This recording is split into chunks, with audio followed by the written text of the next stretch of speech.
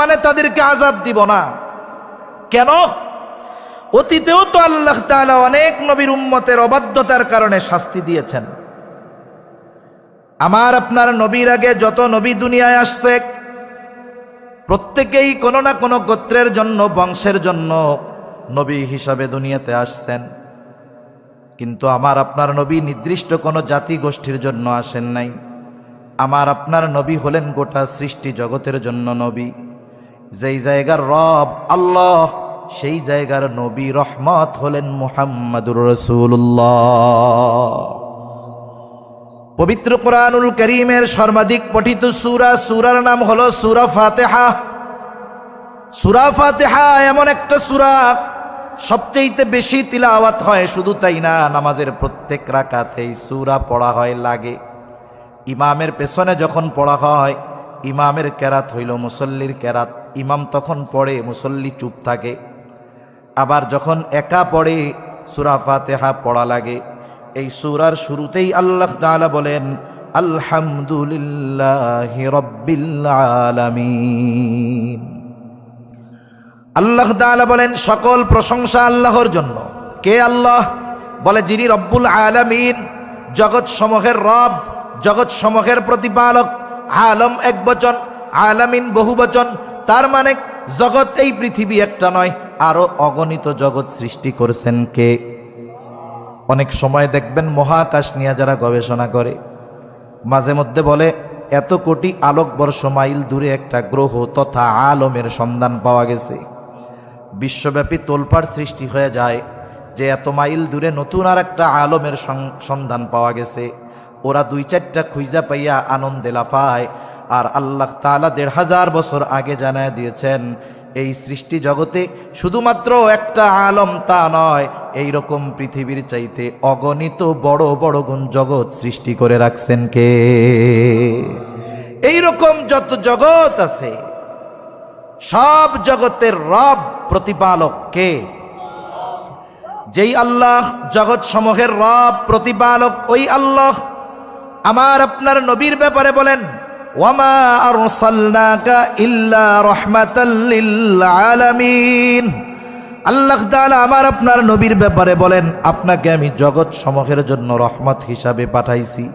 তার মানে যেই জায়গার রব আল্লাহ, ওই জায়গার রহমত মুহাম্মাদুর রাসূলুল্লাহ। গোটা সৃষ্টি জগতে 2-1 ইঞ্চি জায়গা আছে নাকি যেই জায়গার রব আল্লাহ তাআলা না? আসেনি? গোটা সৃষ্টি জগতে একেবারে যাররা পরিমাণ জায়গা নাই যেই জায়গার রব আল্লাহ তাআলা নয়। অনুরূপভাবে গোটা সৃষ্টি জগতে যাররা পরিমাণ জায়গা নাই যেই জায়গার রহমত আমার আপনার নবী নয়। বলেন তো, যেই জায়গায় রহমত আছে সেই জায়গায় কি আল্লাহ তাআলা আযাব দিতে পারে নাকি? এই জন্য আগের নবী তারা ছিলেন নির্দিষ্ট জাতি গোষ্ঠীর জন্য নবী। যেই এলাকায় আল্লাহ গজব দিবেন ইতিহাস ঘাটলে দেখা যায় এমনটা কখনো হয় নাই। নবী ওই এলাকায় আছে আর তার অবাধ্য উম্মতের উপরে আল্লাহ তাআলা আযাব দিয়েছেন, এমনটা কখনো হয় নাই। আল্লাহ তাআলা আযাব গজব দেওয়ার আগে, যেইখানে আযাব দিবেন গজব দিবেন, আগে ওই এলাকার নবীকে নিরাপদে আল্লাহ সরায় নেয়। আগে নবীকে নিরাপদে সরান, এরপরে আযাব দেন। লূত আলাইহিস সালামের সম্প্রদায়কে আল্লাহ আযাব দিবেন, আগে ওনারে সরাইছেন, এরপরে আযাব দিয়েছেন। এইভাবে আমার আপনার নবীর সাথে যারা অবাধ্যতা করে, নবীকে যারা কষ্ট দেয়, আল্লাহ তাআলা এদেরকে শাস্তি কেন দেন না? বলে আপনি তো রহমাতুল লিল আলামিন, গোটা সৃষ্টি জগতের রহমত। এই পৃথিবীতেও 1 ইঞ্চি জায়গা নাই যেই জায়গার রহমত আপনি নেন। আপনারে সরামু কোথায়? ওরা তো সেই জন্য আযাবের উপযুক্ত হওয়ার পরেও আপনার কারণে ওদেরকে আমি আযাব দেই না। সুবহানাল্লাহ। আরে জমিনে আপনি আছেন, আপনি রহমত, আপনি থাকা অবস্থায় কেমনে আযাব তাদেরকে দেই? তাহলে নবীজির কারণে কাফেররা শাস্তির উপযুক্ত হওয়ার পরেও শুধুমাত্র নবীজির সম্মানার্থে আল্লাহ তাআলা তাদেরকে আযাব দেন নাই। শুধু তাই না, এই গোটা সৃষ্টি জগতের সকলে নবীজির জন্য উপকৃত হয়। রাসূলুল্লাহ সাল্লাল্লাহু আলাইহি ওয়াসাল্লামের উম্মতের প্রতি মায়া, দয়া, মোহাব্বত, ভালোবাসা কত বেশি। আব্দুল্লাহ ইবনে আমর ইবনুল আস রাদিয়াল্লাহু তাআলা আনহু থেকে বর্ণিত, রাসূল আকরাম সাল্লাল্লাহু আলাইহি ওয়াসাল্লাম কোরআন থেকে তিলাওয়াত করতেছেন। কি তিলাওয়াত করে? বলে যা আল্লাহ তাআলা ইব্রাহিম আলাইহিস সালামের ব্যাপারে নাজিল করেছে। কি নাজিল করেছে আল্লাহ? বলে ইব্রাহিম আলাইহিস সালাম তার গুনাহগার উম্মতের জন্য ক্ষমা চাইয়া আল্লাহ তাআলার কাছে দোয়া করতেছে। সেই দোয়ার খবর আল্লাহ কোরআনে জানায় দেন। আল্লাহ তাআলা বলেন, রব্বি ইন্নাহুন্না আযলালনা কাসীরাম মিনান নাস ফামান তাবিআনি ফাইন্নাহু মিন্নি ওয়া মান আসানি ফাইন্নাকা গফুরুর রহিম।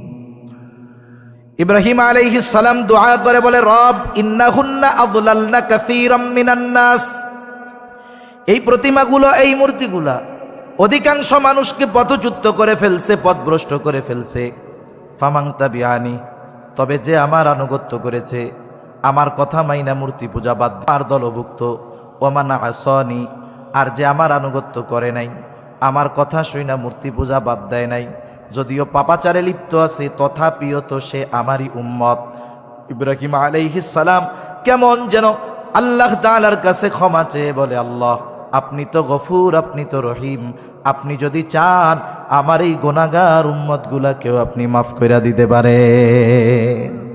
আরে যারা আমার আনুগত্য করে নাই, হায়রা রব আপনি তো গফুর, আপনি তো রহিম, এর দ্বারা মূলত কইতে চাই যে আপনি তো গফুর, আপনি রহিম, আপনি চাইলে এদেরকেও মাফ করে দিতে পারেন। ওয়াকাল ঈসা আলাইহিস সালাম ইন তুআযিবুহুম ফাইন্নাহুম ইবাদুক, ঈসা আলাইহিস সালাম তার গুনাহগার উম্মতের জন্য আল্লাহ তাআলার কাছে ক্ষমা চেয়ে দোয়া করে, বলে ইন তুআযিবুহুম ফাইন্নাহুম ইবাদুক, আপনি যদি তাদেরকে আযাব দেন, শাস্তি দেন, তারা তো আপনার বান্দা। ওয়া ইন তাগফির লাহুম, আর যদি আপনি তাদেরকে মাফ করে দেন, ফাইন্নাকা আনতাল আজিজুল হাকীম, আপনি তো মহাপরাক্রমশালী, মহাপ্রজ্ঞাময়। আপনি যদি চান আমার এই গুনাহগার উম্মত, আপনার গুনাহগার বান্দাগুলারে আপনি মাফ করে দিতে পারেন। মূলত দুই নবী তার গুনাহগার উম্মতের জন্য আল্লাহ তাআলার কাছে ক্ষমা চাইয়া দোয়া করতেছে। স্বাভাবিকভাবে নবী কখনোই উম্মতকে ভুলেন না। অনেক সময় অনেক বিষয় আছে আমরা আনন্দে আত্মহারা হইয়া গেলে আপনজনরে ভুলা যাই। অনেক মানুষ আছে গরিব ছিল, ধনী হইলে আত্মীয়দের ভুলা যায়, আছে না নাই? আল্লাহ তাআলা আমার আপনার নবীকে মেহমান বানায়া আরশে আজিমে নিয়ে গেছে। ওইখানে গিয়াও নবীজি উম্মতকে ভুলেন নাই, ওইখানে গিয়াও নবী উম্মতের কথা আগে কইছে। সুবহানাল্লাহ।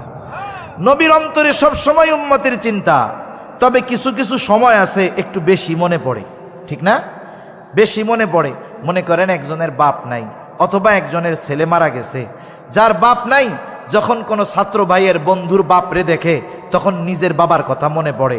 সন্তান নাই, আর একজনের সন্তানরে যখন দেখে, সব সময় তো নিজের সন্তানের কথা মনেই আছে, কিন্তু আর একজনের সন্তানরে যখন দেখে যে বাপ ছেলেরে আদর করতেছে, তখন নিজের সন্তানের কথা একটু বেশি মনে পড়ে, ঠিক কিনা? রাসূলুল্লাহ সাল্লাল্লাহু আলাইহি ওয়াসাল্লাম দুই নবীর তার উম্মতের ব্যাপারে এই দোয়া যখন তিলাওয়াত করলেন, যা আল্লাহ তাআলা নাজিল করেছেন, এইবার নবীজির গুনাহগার উম্মতের প্রতি মায়া, মহব্বত, ভালোবাসা, দরদ উতলায়া উঠছে। নবীজি এইবার কি করলেন? ফারাফা ইয়াদাইহি ওয়া ক্বালা আল্লাহুম্মা উম্মতি উম্মতি ওয়াবাকা। নবীজি দুই হাত উঁচু করে কান্না শুরু করে দিলেন। অঝোর ধারায় চোখ দিয়ে পানি পড়ে। আর নবীজি বলেন, আল্লাহুম্মা উম্মতি, আল্লাহুম্মা উম্মতি, আয় আল্লাহ আমার উম্মত, আমার উম্মত। আর কিছুই নবীজি বলেন না। এইবার আল্লাহ তাআলা এই কান্নার অবস্থা দেখা জিব্রাইল আলাইহিস সালামকে বলে, জিব্রাইল তুমি যাও মুহাম্মাদের কাছে যাও, তার কান্নার কারণ জিজ্ঞাসা করো। জিব্রাইল আলাইহিস সালাম চলে আসছে। আয়েশা জিজ্ঞাসা করে, আপনি কান্না করেন কেন? যদিও আপনার কান্নার কারণ আল্লাহ তাআলা জানে, এরপরেও তিনি আপনার কান্নার কারণ জানতে চান। জানার পরেও কেন জানতে চায়? আল্লাহ তাআলা তো জানে, তাহলে জানার পরেও কেন জানতে চায়? একটা উদাহরণ দিলে বুঝতে সহজ হবে। মনে করেন এই যে মাদ্রাসা, বড় বড় মসজিদ মাদ্রাসা, এই মাদ্রাসায় অনেক ছাত্র আছে, ছোট মক্তবে পড়ে, হেফজখানায় পড়ে, 7 বছর 8 বছর বয়স, আবাসিক থাইকা পড়ে। বলেন তো, এই ছোট বাচ্চাগুলো যদিও মাদ্রাসায় থাকে, মা বাবার জন্য, ছোট ভাইয়ের জন্য, বোনের জন্য তাদের অন্তরের মধ্যে মায়া লাগে কি লাগে না? মনে করেন ছোট একটা মক্তবের ছেলে অথবা হেফসখানার ছেলে বৃহস্পতিবার বিকালে